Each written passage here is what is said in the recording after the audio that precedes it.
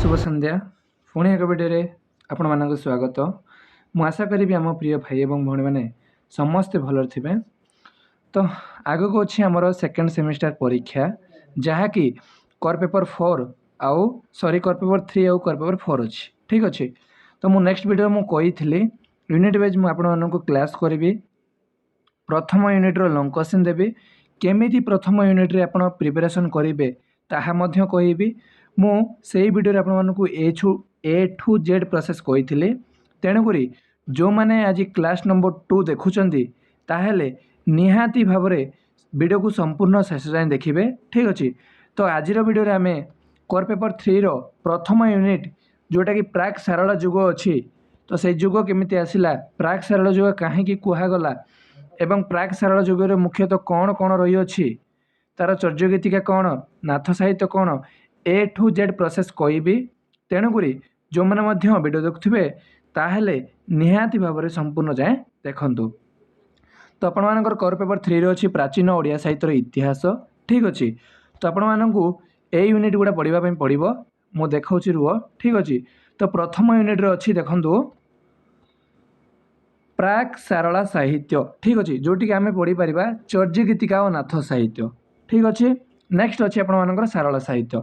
तो आजिर विषय एमती किछि अटे जे बहुत सुंदर मात्रा रे आपण बहुत सरल भाषा रे बुझिबे जे चर्यगीतिका कौन ठीक अच्छे। आप पूरा प्रॉपर्ली हैंड नोट सहित लंग क्वेश्चन मध्य पाई परिबे तेणुक वीडियो को जोड़ी ही रही था ठीक अच्छे। तो चलो आम प्रथमे प्राक सारल साहित्यटी कौन ए विषय कौन पाई पढ़ुचे चर्यगीतिकाटी कौन ताहा टिके जानी नेबा ठीक अच्छे। तो जो मैंने ओडिया ऑनर्स ताहले निहाती भाव वीडियो को संपूर्ण शेष देखिए। तो देखो स्नातक कार्यक्रम ठीक अच्छे ओडिया सम्मान है। तो आज यही वीडियो रे ना प्राक सारलार लंग क्वेश्चन जानिबा आपण फ्रंट पेज रे जानी पारुथिबे ठीक अच्छे। तो यह मु आपण मानकर पठनर उद्देश्य टे कहीदेवी तापर नेक्स्ट आम लंग क्वेश्चन आड़ को जीवा पिले ठीक अच्छे। तो देखो पठनर उद्देश्य मु पढ़ुची आपण माने ध्यान दे शुणु। साहित्य हेउची समाजर दर्पण ठीक अच्छे। समाज हेउची व्यक्ति मानक समष्टि तेणु साहित्य समाज बा व्यक्तिर कथा कहे ठीक अच्छे। साहित्य हेउची समाजर दर्पण माने समाज रे जा घटी जाए ताहा साहित्य रे लिखा जाए सेतिपई साहित्य को साहित्यर दर्पण बोली कुहा जाए। तो समाज हेउची व्यक्ति मानकर समष्टि तो समाज हेउची आम मानकर एक गोटे गोष्ठी बा समष्टि ठीक अच्छे। तेणु साहित्य बा समाज व्यक्तिर कथा कहे माने समाज रे जा घटी थाए ताहा साहित्य रे लिखा जाई थाए। तो सही साहित्य आमको माने व्यक्तिर कथा कहवा शिखाई थाए ठीक अच्छे। तो नेक्स्ट देखो कौन सी साहित्य विषय रे आलोचना कला बेले यह सृष्टि कारण संपर्क रे विस्तृत तथ्य जानिबा आवश्यक माने माने देखो आम जेकोसी साहित्य विषय रे हमको माने जानिबा पई हेले प्रथमे साहित्यटी कौन साहित्यर दर्पणटी कौन यही साहित्य केबे आसिला सेही विषय आमको प्रथमे जानिबा पई पड़िबो ठीक अच्छे। यह द्वारा कौन होता है ना यह द्वारा केवल सही समयर साहित्यर रचना आवश्यकता विषय रे जानी हुए ना। मनकर देखो आम जदि साहित्य विषय न जानिबा ताहेले सही समय रे कौ साहित्य लेखा जाई अछि माने केमिति लेखा जाई अछि से सब विषय आम जानी परिबा नाही। तो देखो तापर अच्छे बरम तत्कालीन समयर सामाजिक सांस्कृतिक राजनैतिक तथा भाषागत स्थिति विषय में स्पष्ट सूचना मिले माने देखो आम गोटे समाज को लेकिन साहित्य रचना करिथिबा आमर संस्कृति को नहीं रचना करिथिबा राजनैतिक को नहीं रचना करिथिबा ताहेले आमर सेही टाइम रो सेही समयर सामाजिक केमिति थिला सेही समयर सांस्कृतिक केमिति थिला सेही समयर राजनैतिक केमिति थिला ताहा आमे संपूर्ण भाव में जानिबा पे पाई थाउ ठीक अच्छे से विषय ये कह जाऊँगी। तो देखा गले ओडिया साहित्यर सृष्टिर निर्दिष्ट काल निर्णय करने ए पर्यंत संभव हो नथिबा बेले ए विषय रे आलोचना होई सर्वभारतीय स्तर रे स्वीकृति लाभ करिथिबा अंतिम गवेषक गण ग्रंथ क्लासिकल ओडिया पुस्तक अनुसार ख्रीष्टपूर्व प्रथम शताब्दी रे खोदित खारवेलंक हाथीगुम्बा शिलालेख को ओडिया साहित्यर सर्वप्राचीन लिखित प्रमाण बोली ग्रहण करा जाए। बुझिपाल जे प्राचीन ओडिया साहित्य हेउची एक एमिति एक साहित्य जहाँकि माने ख्रीष्टपूर्व प्रथम शताब्दी रे माने आपण भाबी पारुथिबे ठीक अछि ख्रीष्टपूर्व पिला माने ठीक अछि ख्रीष्टाब्द नुहे ख्रीष्टपूर्व माने कोन ख्रीष्टाब्द माने कोन आपण जानि पारुथिबे तो सेही माने प्राक सारल साहित्य एक एमिति एक साहित्य जोथिरे कि ख्रीष्टपूर्व प्रथम शताब्दी रे जेमिति कि खारबेल आपण जानि पारुथिबे जड़े ऐतिहासिक ठीक अच्छे तांकर सेही हाथीगुंपा शिलालेखरू यही सर्वप्राचीन प्रमाण मिली थाए यह ही हूँ प्राचीन ओडिया साहित्यर इतिहास ठीक अच्छे माने सही समय आम जापर जे सही समय सामाजिक कौन थिला सामाजिक थिला ना नथिला सांस्कृतिक थिला ना नथिला ए सबू पूरा प्योर भाव में बुझा कोडी जानी ना क्लासिक ओडिया ये आपण मानक एक नंबर एक मार्क आसीपे तेणुक ध्यान देवे यही प्रश्न को ठीक अच्छे तो क्लासिक ओडिया पुस्तक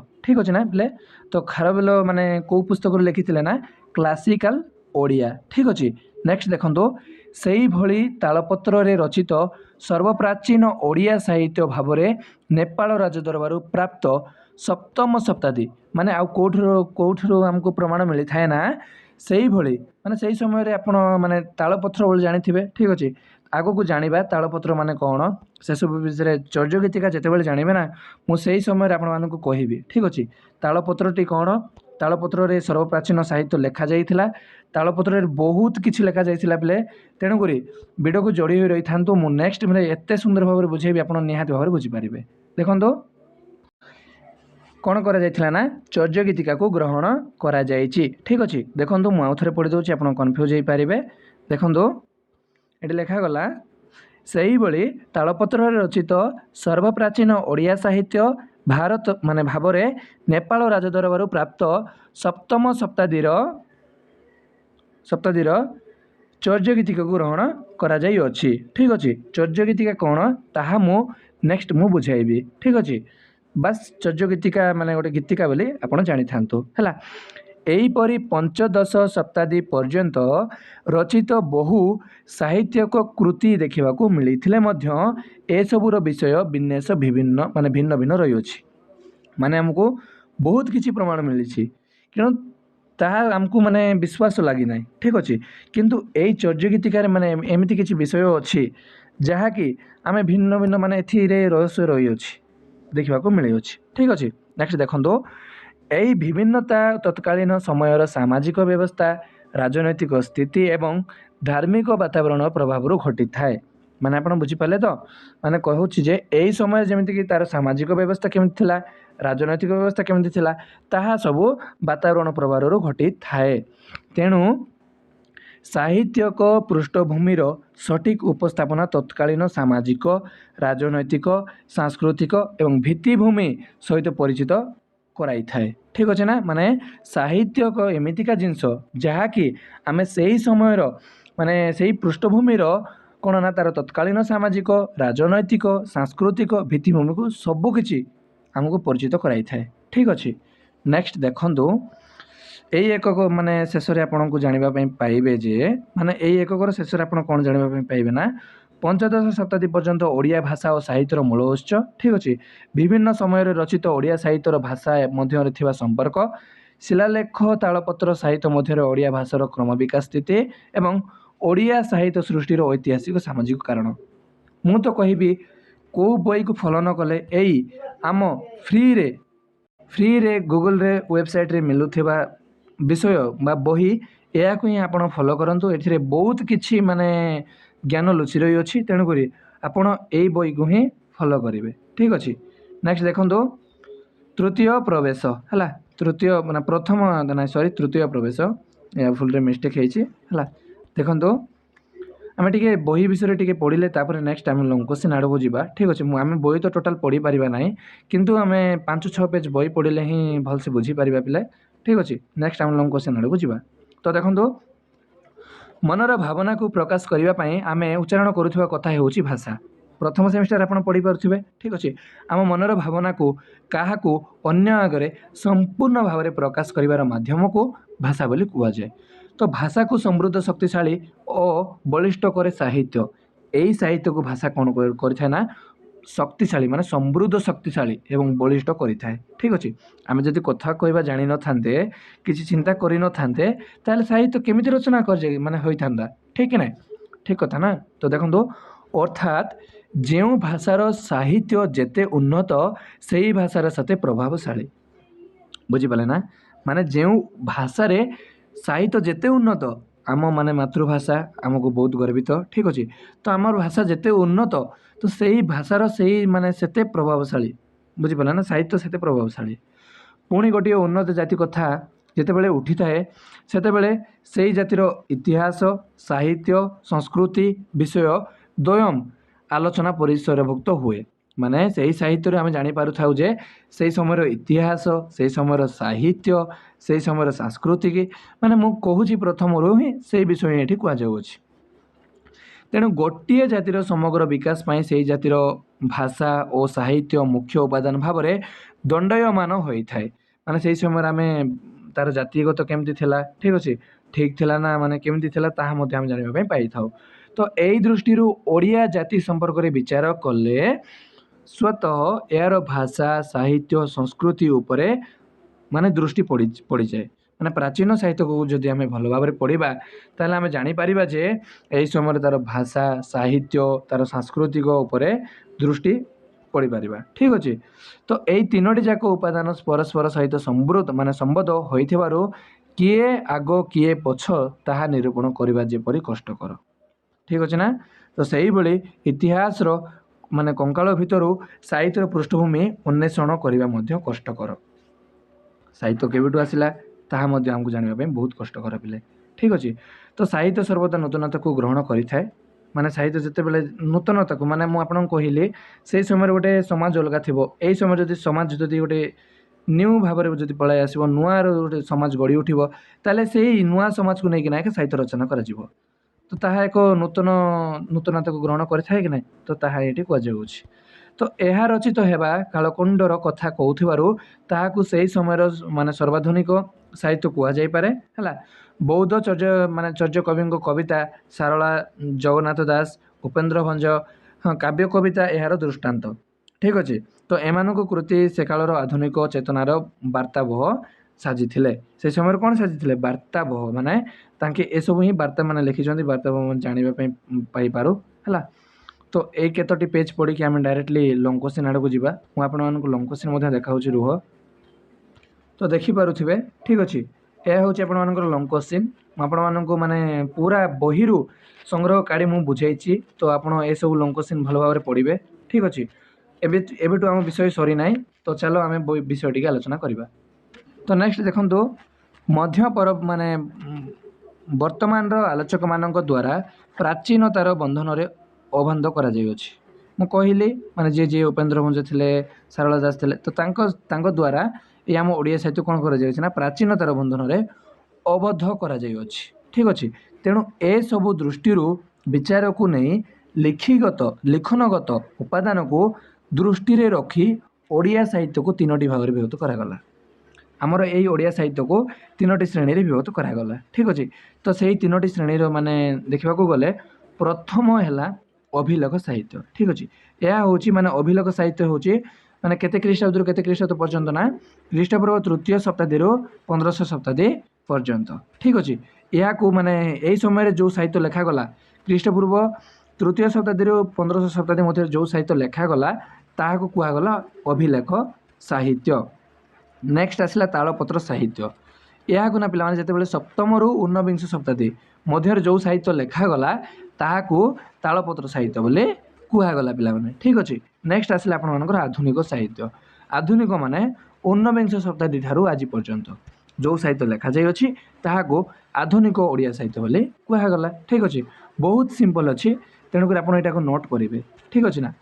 तो लिखु यह व्यतीत कथित साहित्य भाव में लोक साहित्य मध्य प्राचीन काल ओडिया साहित्य को रुद्धिमंत कर आसुअछि ठीक अच्छे। नेक्स्ट देखो मु आशा करी बहुत सुंदर भाव बुझीपारे जदि बुझीपार ना मत निहाती भाव में कमेंट करूँ।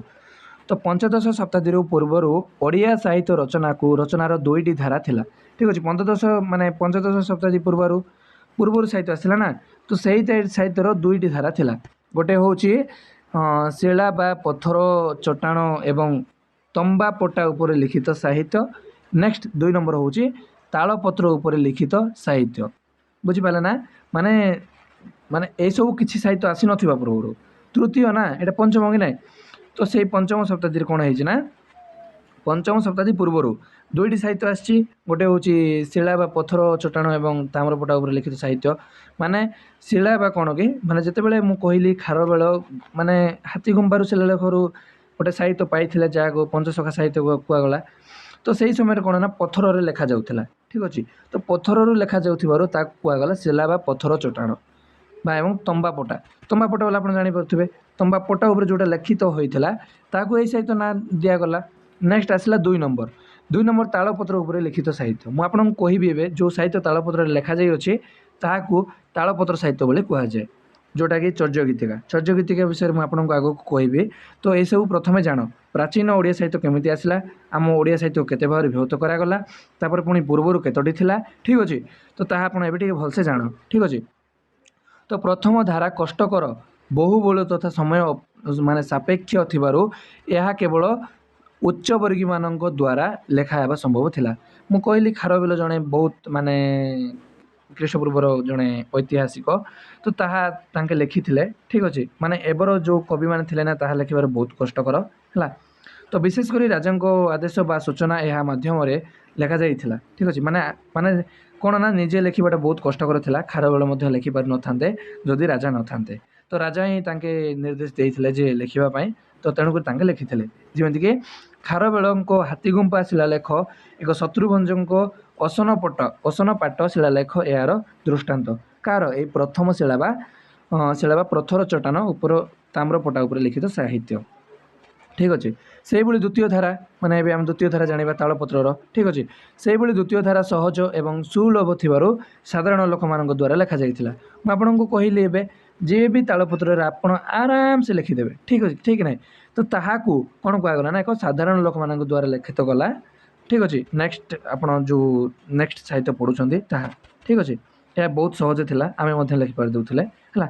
ତ ବୌଦ୍ଧ ଓ ନାଥ ସାହିତ୍ୟ ଏହାର ଦୃଷ୍ଟାନ୍ତ। ମାନେ ବୌଦ୍ଧ ଏବଂ ନାଥ ସାହିତ୍ୟ ଏହାର ଦୃଷ୍ଟାନ୍ତ ମାନେ ଆମେ ଏଇ ସାହିତ୍ୟ ପଢ଼ିଲେ ଆମେ ଜାଣିପାରିବା। ଠିକ୍ ଅଛି। ତ ଏହି ଦୁଇ ଉପାଦାନକୁ ଭିତ୍ତି କରି ଓଡ଼ିଆ ସାହିତ୍ୟ ଖ୍ରୀଷ୍ଟପୂର୍ବ ପ୍ରଥମ ଶତାବ୍ଦୀରୁ ସମୟରୁ ନିଜର ଜନ୍ମଜାତକ ସୃଷ୍ଟି କରିଥିଲା କହିଲେ ଭୁଲ ହେବ ନାହିଁ। ବୁଝିପାରିଲେ ନା? ଏଇ ଦୁଇଟି ସାହିତ୍ୟ ଯେତେବେଳେ ଆସିଛି ତ ଏଇ ସାହିତ୍ୟରୁ ଆମେ ମାନେ ସାହିତ୍ୟ ଷ୍ଟାର୍ଟ ହେଇଥିଲା। ଠିକ୍ ଅଛି। ସାହିତ୍ୟ ଏଇ ସମୟରେ ହିଁ ଆସିଥିଲା, ତାହା କହିଲେ କେବେ ମଧ୍ୟ ଭୁଲ ହେବ ନାହିଁ। ଠିକ୍ ଅଛି ନା ପିଲେ? ଏହା ସର୍ଟ କୋଶ୍ଚିନ୍ ପାଇଁ ମନେ ରଖନ୍ତୁ, ଭେରି ଭେରି ଇମ୍ପୋର୍ଟାଣ୍ଟ ହେଲା। ଯଦି କ୍ଲାସ୍ ଭଲ ଲାଗିଲା ତାହେଲେ ମାନେ ଟିକେ ଛାଡ଼ିକି ମଧ୍ୟ ଆପଣ ଦେଖିପାରିବେ, କିଛି ଅସୁବିଧା ନାହିଁ। ଦେଖନ୍ତୁ ଖ୍ରୀଷ୍ଟପୂର୍ବ ତୃତୀୟ ଶତାବ୍ଦୀର ମଗଧ ସମ୍ରାଟ ଅଶୋକଙ୍କ ଐତିହାସିକ ଆଦେଶନାମା ସେ ସମୟରେ ଓଡ଼ିଆ ଅଧିବାସୀଙ୍କ କଥିତ ଭାଷାରେ ଲେଖାଯାଇଥିଲା। ବୁଝିପାରିଲେ ନା? ଖ୍ରୀଷ୍ଟପୂର୍ବ ତୃତୀୟ ଶତାବ୍ଦୀରେ ଯେତେବେଳେ ମଗଧର ଅଶୋକ ସମ୍ରାଟ ଆସିଛନ୍ତି ତ ସେ ସମୟରେ ମାନେ ଆମ ଓଡ଼ିଶାରେ ଆଦିବାସୀମାନେ ଥିଲେ ହେଲା। ସେଇ ଆଦିବାସୀମାନଙ୍କର କଥିତ ଭାଷାରେ ଏହି ସାହିତ୍ୟଟି ଲେଖାଯାଇଅଛି। କିନ୍ତୁ ଏପର୍ଯ୍ୟନ୍ତ ଆବିଷ୍କୃତ ଓଡ଼ିଆ ଜାତିର ପ୍ରଥମ ଗୌରବମୟ ଇତିହାସ ଏବଂ ପ୍ରାଚୀନ ଲିଖିତ ସାହିତ୍ୟ ହେଉଛି ହାତୀଗୁମ୍ଫା ଶିଳାଲେଖ।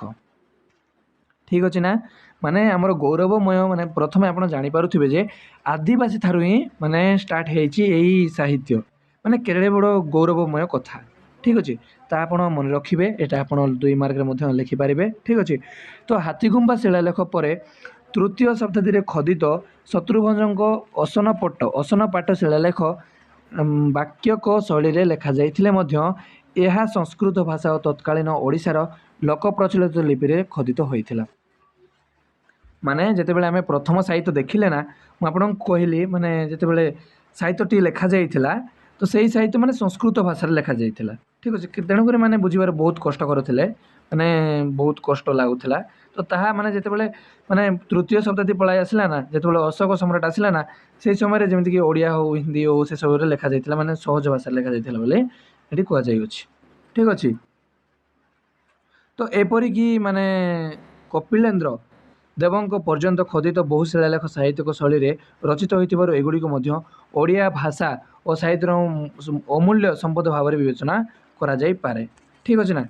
ମାନେ କପିଳେନ୍ଦ୍ର ଦେବ ରାଜା ଯେତେବେଳେ ଥିଲେ ତ ସେଇ ସମୟର ମାନେ ଗୋଟେ एमती एक साहित्य मान ओडिया भाषा एवं साहित्यर अमूल्य संपद माने अमूल्य संपत्ति भाव विवेचना कर पारे पिले ठीक अच्छे। नेक्स्ट देखो तो शिलालेख व्यतीत ओडिया साहित्य तालपत्र द्वारा प्रसार लाभ करथिले। तो यार प्राचीन नमूना भाव में नेपाल राज दरबार आविष्कृत चर्यगीतिका को ग्रहण करा जायथिबा बेले मादल पांजी पिला माने भेरी भेरी इंपोर्टेंट ठीक अच्छे।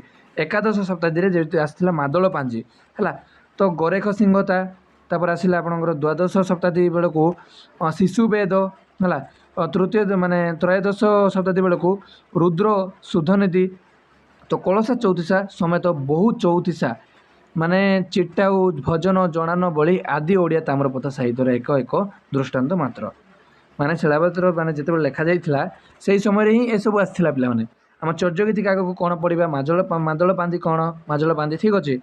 तो गोरेख संहिता शिशुवेद रुद्रशोध एटा माने गोटे गोटे भेरी भेरी इंपोर्टाट माने कौन कि माने गीतिका ठीक अच्छे चर्यगीतिका आप पढ़ले जानीपारे है। तो ओडिया साहित्यर मानकीकरण यही तालपत्र रचना मध्यम होता ठीक अच्छे कौटी माने ये सब लिखा जाइथिला जमीक कहली चर्यगीतिका हो मादल पांजी हो गोरेख संहिता हो ये सब कौटी लिखा जाइथिला ये सब कौटी माने आमर यही पोथी रे मु कहली एबे पोथी रे ही लिखा जाइथिला ये सब ठीक अच्छे ना। नेक्स्ट देखो ओडिया साहित्य मानकीकरण यही तालपत्र व पोथी ठीक अच्छे तालपत्र व रचना मध्यम होता। तो ये यही सब रचना पछरे थिबा सामाजिक कारण गुड़ी को अन्वेषण कला बेले जो सबू विषय सामना को आसी ताहा जेमिति कौलहुत पूर्व माने हाथटारू बेसी आश्चर्यजनक बुझिपारे ना माने जितेबाला पथर लेखा जाइथिला ताहा माने कम आश्चर्यजनक थिला जितेबाला ए सब पोथी लेखा गला ठीक अच्छे तालपत्र लेखा गला। तो ये सब माने बहुत कौतूहलपूर्ण हठात माने आश्चर्यजनक आम कहि परिबा ठीक अच्छे। तो पिले माने मते लागुची जहाँ बहुत टाइम हो गलाने ठीक अच्छे आम नेक्स्ट क्लास रे यार विषय जानिबा है। नेक्स्ट क्लास रे ये सब विषय आम टिके भलसे पढ़ी तार लॉन्ग क्वेश्चन विषय जानिबा क्षमा करेंगे आज वीडियो माने माने बहुत इंटरेस्ट लागला बोली मुझे भलसे पढ़ी आपण बुझाईदेली ठीक अच्छे। नेक्स्ट आम तार जमीक अभिलेख सांस्कृतिक भित्ति कौन जाना ये सब विषय बहुत सुंदर भाव में जाना तेणुक वीडियो भल लगे माने गोटे लाइक टे करूँ है। नेक्स्ट क्लास को क्लास दरकार ताहले निहाती भाव कमेंट करूँ वीडियो संपूर्ण मात्रा बुझेगा कि नहीं ताहा कमेंट करूँ ठीक अच्छे। तो रही जय जगन्नाथ वीडियो बहुत बहुत धन्यवाद। नेक्स्ट क्लास देखा पिला धन्यवाद।